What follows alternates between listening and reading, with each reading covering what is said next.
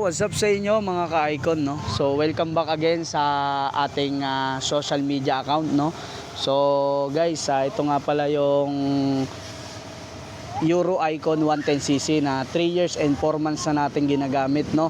Mga ka-icon, at sobrang solid talaga nito, guys, dahil sobrang tipid niya talaga sa guys. Ako na nagsasabi sa inyo, guys, based on my experience, guys, sobrang tipid ni Icon 110cc natin, no? Tsaka ano siya, guys, kahit na ibiyahe mo siya ng malayo, guys, solid yung takbo niya, guys. Hindi siya papaiwan talaga. Talagang maganda yung arangkada niya, guys. At saka sa maintenance, guys, sobrang thankful din ako dahil yung maintenance na ito, guys, napakamura lang, guys. Halos langis nga lang yung maintenance ko rito, guys. At saka syempre alaga lang din, no?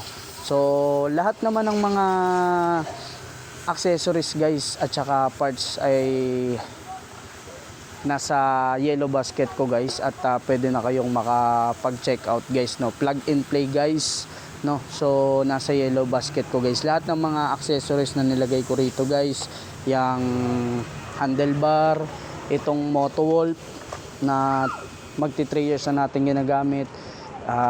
Itong maporma na side mirror, guys. So mas mura sa akin to, nasa 150 lang, guys, no? And yung original natin na MDL bracket na 3 years na natin kasama, tsaka yung MDL na sobrang lakas ng ilaw nito, guys. Hindi ko lang mapakita sa inyo, guys, kasi ang maganda kasi sa MDL na ilaw na ito, guys, hindi siya nakatap sa wire, which is may remote siya, no? Kaya kahit patay yung ilaw ninyo, guys, is gagana yung ilaw niya, no? So ginagamit ko lang yung ilaw na yan kapag may mga rides kami, no?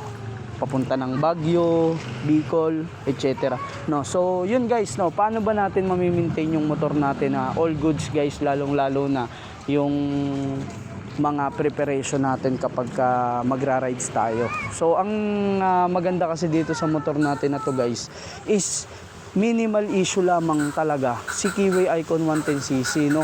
Gaya na lamang ng belt. So yan pa lang yung na-experience ko na naputulan ako.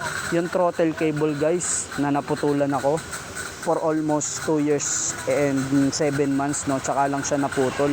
So ang ginawa ko, dahil meron nga akong stock niyan sa aking yellow basket, nag-order na lang din ako sa yellow basket ko para may reserba ako just in case na bumiyahay ako at naputulan ako. So halos walang issue, guys, itong motor na ito, guys. Sa 3 taon at 4 na buwan ko ng gamit, guys, wala talagang ka-issue, guys. Panggilid, guys, halos same lang ng Honda Beat FI, no? So kung mapapansin nyo, guys, yung gulong ko is napakalapad. Ang harap ko is 100, tapos 110 yung likod.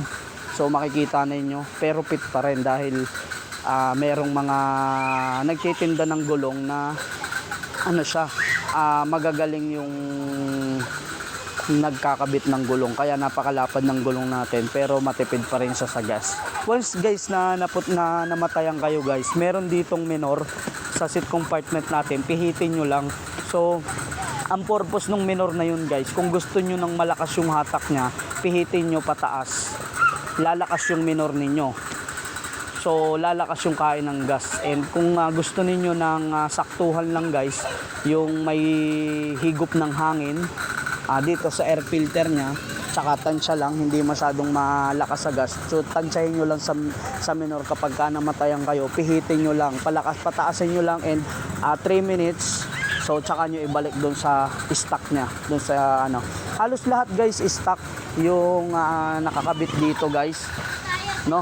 So yung aking foot, yan, yung foot cover ko, ayan. So nasa yellow basket ko itong plug and play na bracket ng SEC, tsaka ito, guys. So meron tayong available sa yellow basket, at marami pang iba, guys, mga speedometer, ayan, guys. So meron tayong available sa yellow basket na fit para sa Icon natin. So halos Honda Beat FI, guys, yung swak nito, guys, na pit, no? Yung mags natin pang Honda Beat F, ayan. So kung gusto nyo magpalit ng Boom X, ayan. So syempre pag nagpalit naman kayo ng Boom X guys, magpapalit kayo ng caliper at saka nung plato, no, kung gusto nyo mag Boom X. So yun lang muna guys, no, basta nasa Yellow Basket ko lahat guys. Ilalagay ko na lang yung link sa Yellow Basket para kung gusto nyo mag-order ng may reserba kayo at plug and play, punta lang kayo sa Yellow Basket. So yun guys, see you on my next vlog.